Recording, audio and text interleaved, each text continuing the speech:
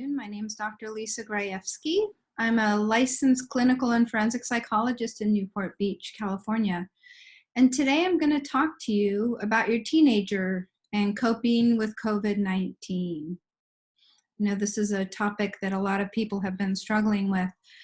So some of the things that we're going to go through today and some of the questions that have come up from different perspectives are not seeing friends in person, keeping mentally intact, taking this virus day by day, getting support during school with online learning, being home inside all the time, and talking to your teen about COVID-19. And if we could go to that first slide, please. Not seeing my friends.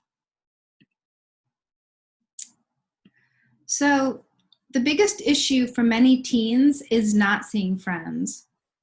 And even at school, while kids don't always see their friends all the time, and despite being in different classes, students usually see their friends at least at lunch or during extracurricular activities. And these have essentially disappeared. There's no more lunch in person, and a lot of the extracurricular activities that were taking place obviously are not happening right now.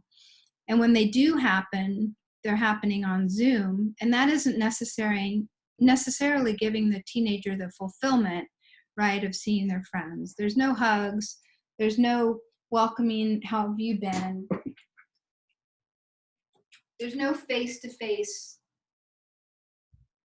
communication with everything that's going on. So one of the things that I'm talking to parents about is really showing compassion for your teen, as socializing is a very important part of this stage of development. The teen years is when children are learning to form relationships outside of their family. And so having these social relationships is really, really important to their development.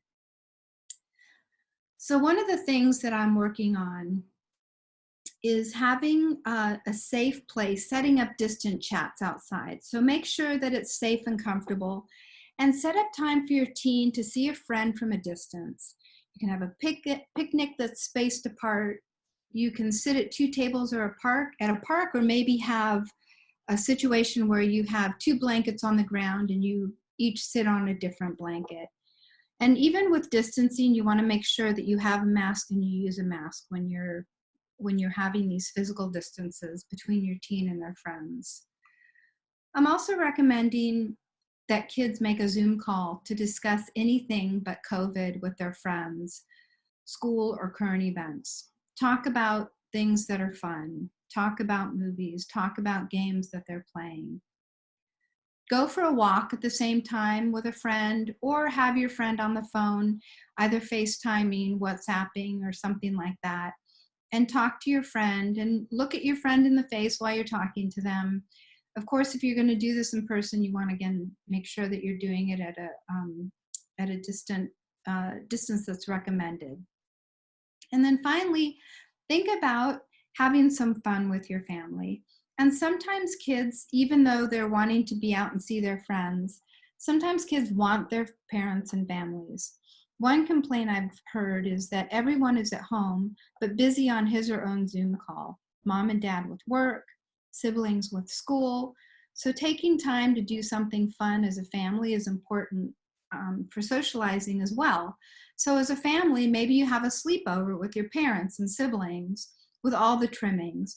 You know, whether you do it in the living room or as the weather continues to improve, do it out in the backyard. If you have a tent, if you have sleeping bags, it's really a fun opportunity for you to get together as a family and hang out with your teen. Okay, next slide, please. Okay, so keeping mentally intact. What does this mean? Well, anxiety comes in many forms. And for a lot of people, teens, adults, what have you, it can feel out of control. So one of the things to do in this situation is to have some tools to work with to help manage that anxiety. Now, some ideas that I've come up with, and I'm working with a lot of the teens that I work with, is using a journal if they're okay with writing, whether it's on their phone or actually writing in a book. And this is to help identify feelings. Also allowing your teen to talk about his or her feelings with an adult. And whether that adult is a parent, a therapist, or even a role model, this is really, really beneficial because it helps them understand that it's okay to discuss these feelings. The next idea is levels of stress exercise. Making a levels of stress exercise, what I'd like for a person to do is to make 3 columns. And what you're doing is you're helping your teen rate his or her level of stress, starting with 5 being the most heightened level of stress, going down to 1. And next to that, in the second column, you're going to have the teen identify stressors. So homework, upcoming finals, being inside all the time, fear of illness. And then finally, in that third column, writing down some ways to identify, to relieve stress. So whether it's meditation, talking to someone, creative outlets, and those creative outlets can be a myriad of things that we'll talk about in a little bit. Exercise is a really good way to relieve stress. And have your teen come up with ways to manage stress.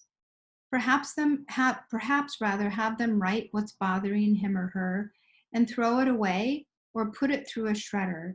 Putting it through a shredder is a very, very cathartic way of having that person get rid of what's bothering them. Expressing emotions is a great way for your teen to feel involved and somewhat in control of his or her feelings of anxiety. Creative outlets are really nurturing. So something to think about when you want to do a creative outlet, you want to do something that's positive, something that feels good.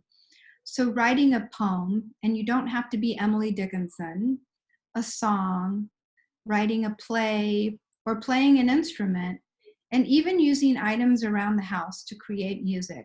So maybe pounding on a paint can or an upside down trash can, using wooden spoons for drumsticks. And of course, if you can't handle it, then you go outside of the house and you let your teen have some time to do this inside the house, or vice versa. Drawing, painting, tracing patterns, whatever creative thing helps a teen in that moment. And that really, really keeps the teen in the moment. And finally, with exercise can be aerobic, such as running or cycling, but it can also be nurturing and relaxing, such as yoga, stretching, going out for a walk. All of these are really, really great ideas to help with keeping mentally intact. Okay, the next slide.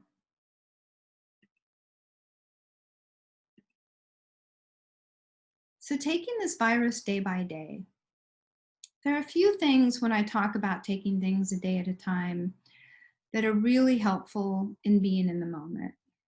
The first one is meditation.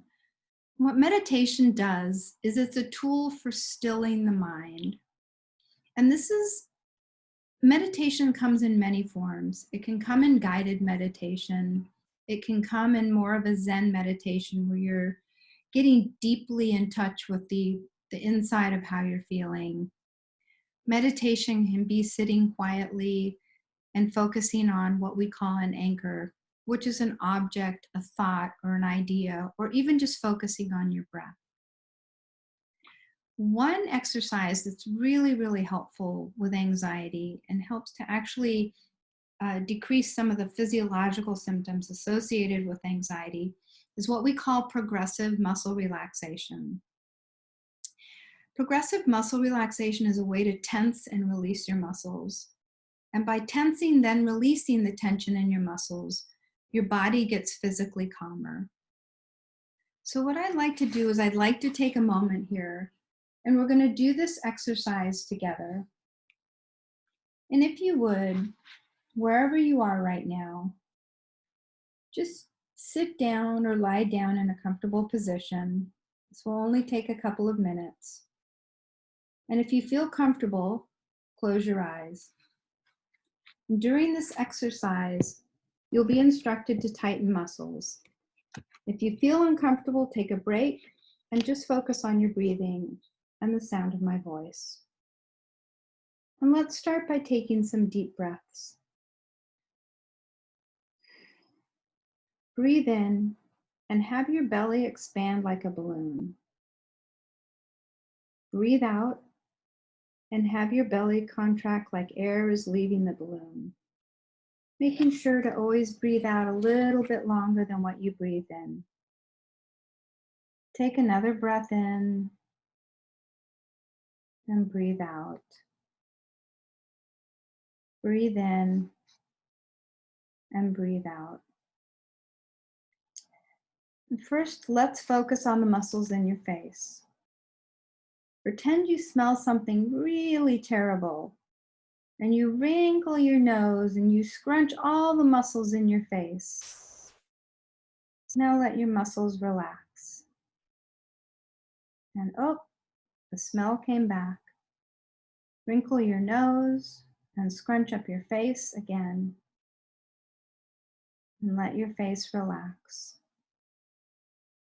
And one more time. Wrinkling and scrunching your face as much as you can. And now letting your face relax. And now moving to your shoulders. Pull up your shoulders almost to your earlobes and tighten your shoulder muscles. Release and let your shoulders fall back down. Tighten your shoulders to your ears again. Tighten, tighten, tighten. Now release. And one more time. Pull your shoulders to your ears, then release. And now let's concentrate on your hands. Pretend you have two huge pieces of Play-Doh in your hands, and you need to squeeze them. Squeeze your hand and squish the Play-Doh as hard as you can. Then let your hands relax. Squeeze the Play-Doh again and relax. And once more, squeeze the Play-Doh. Squeeze, squeeze, squeeze. And relax. Next, let's pretend you're trying to squeeze through a small hole. Take a deep breath in and breathe it all out and squeeze your belly so tight that you can get through the tiny hole. You're making your way through this small spot. Take another deep breath in, then breathe out and squeeze, letting all the air out, your belly tight. You're almost there. And finally, take in another deep breath, then breathe it all out and squeeze and tighten your belly. And now relaxing. Pretend like you're standing in sand and you want to make deep footprints. Press down hard into the sand. Keep going, keep going. Now relax and move your feet. Now let's make sure another set of footprints. Press down hard, hard, hard, hard, hard. Now relax and move your feet. And one more time, making this set of footprints super, super, super deep in the sand. And now relax and move your feet. And now just take a moment here to just relax. Taking another 2 deep breaths. In and out. And slowly start to move your body and open your eyes when you're ready. And this is an example of just one way to help relieve that anxiety. Additionally, short guided meditations once a day for a week. And there are several places to find guided meditation. And I can send a recorded meditation if you request. I can get that to you. Or you can go to a myriad of websites online that have guided meditations available.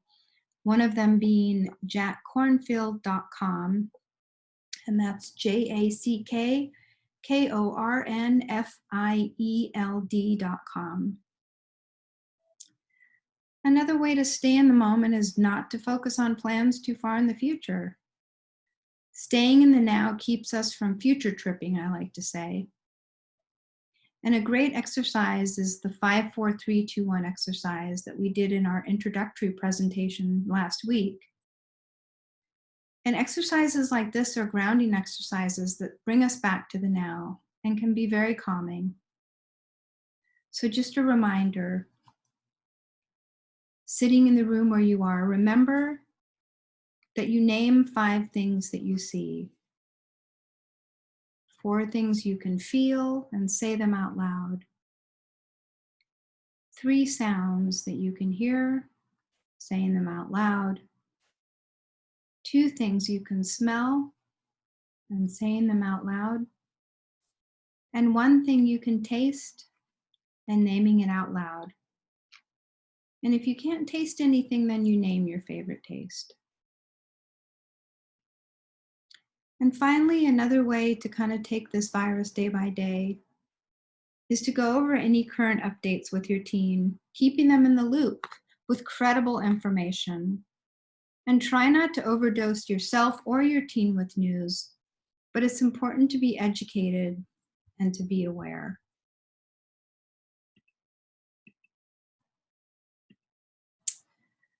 Another question that came up is support with online learning. And one of the statements that was given to me by a student that I work with is, normally I can raise my hand, and now we get 30 minutes online. Then we're off to do assignments on our own.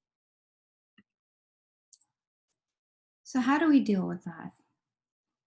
Well, make sure that your teen is getting questions answered with teachers. Encourage your teen to self-advocate and work with him or her to construct emails when addressing difficulties with learning. And when there's a problem and when the teen feels like they're not being heard in the classroom, it's important to help them learn to be advocates for themselves and to be able to reach out to their teachers. Keeping in closer contact during distance learning is actually going to ensure that your child is engaged and performing at the level expected. And that is you keeping in contact with your student.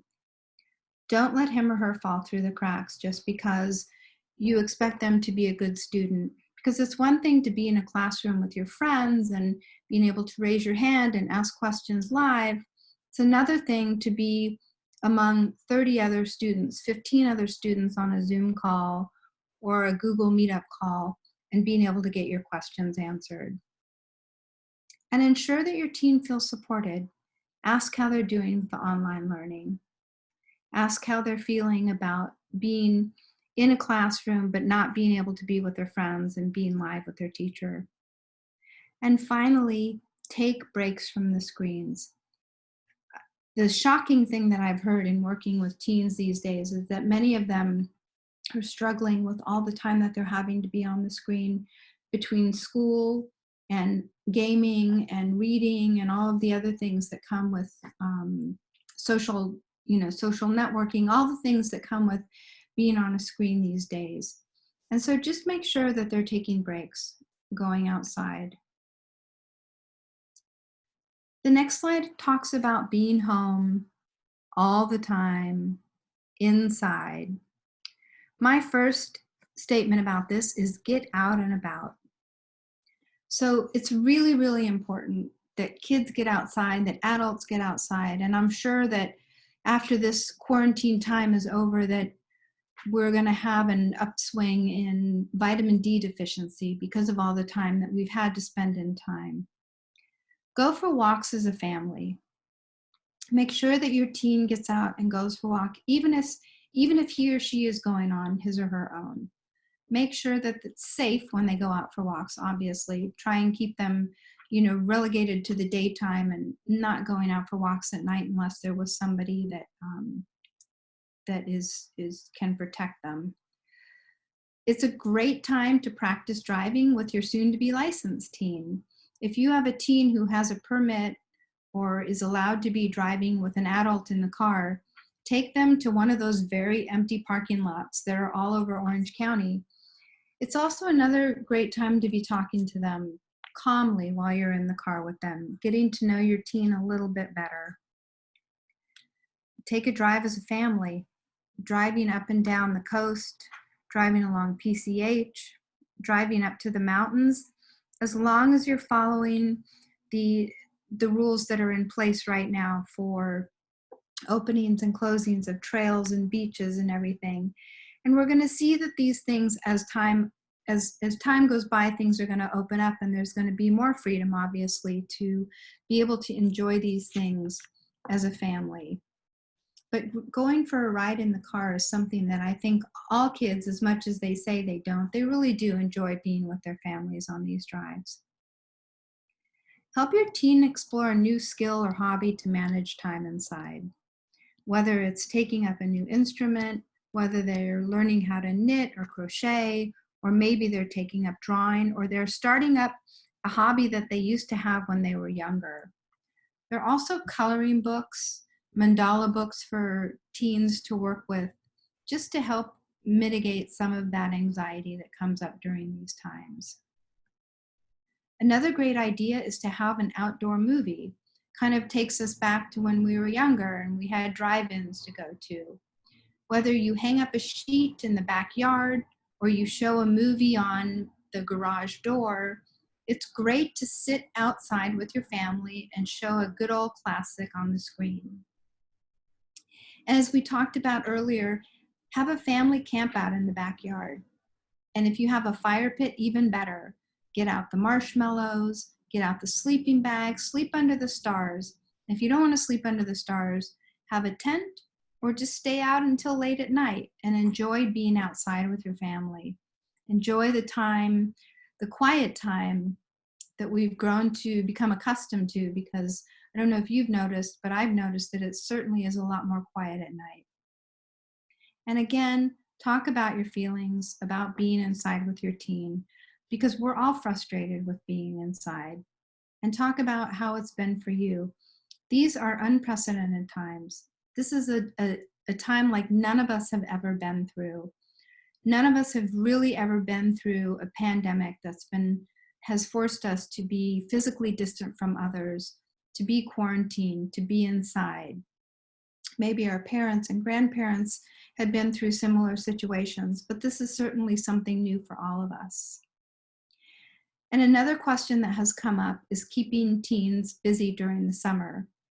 And I would say that spending time as a family will be beneficial, and also using some of the previous recommendations that we've talked about, whether it's learning a new skill, taking up a new hobby. And if we're still physically distant during the summer plan, go on hikes, go on day hikes, go on bike rides, enjoy outdoor activities, and really try to limit screen time and gaming. And I'm not a therapist who tells parents how much time their teen should spend on the screen. That's up to you. And it's something that you should have a discussion about with your teen. Make them part of the decision. And time is something that can be discussed between a parent and the teen. And finally, recruit your teens for projects around the house that you do as a family, whether it's a garage that needs to be cleaned out, an extra room, a closet. Make them part of the decision on what gets done and how it gets done. And make it a family plan. Make it a family job over the summer. And there are some things that are opening up in the summer. And talk to your teen about how they feel about their safety and about what it means to be going out and getting back out into the world once this quarantine is over. And make sure that you keep in contact with them regarding their feelings on feeling safe. So these are just a few things to really think about while working with your teen and going through this pandemic together and being quarantined together. And if you need anything or there are any questions that I can answer, feel free to contact me directly.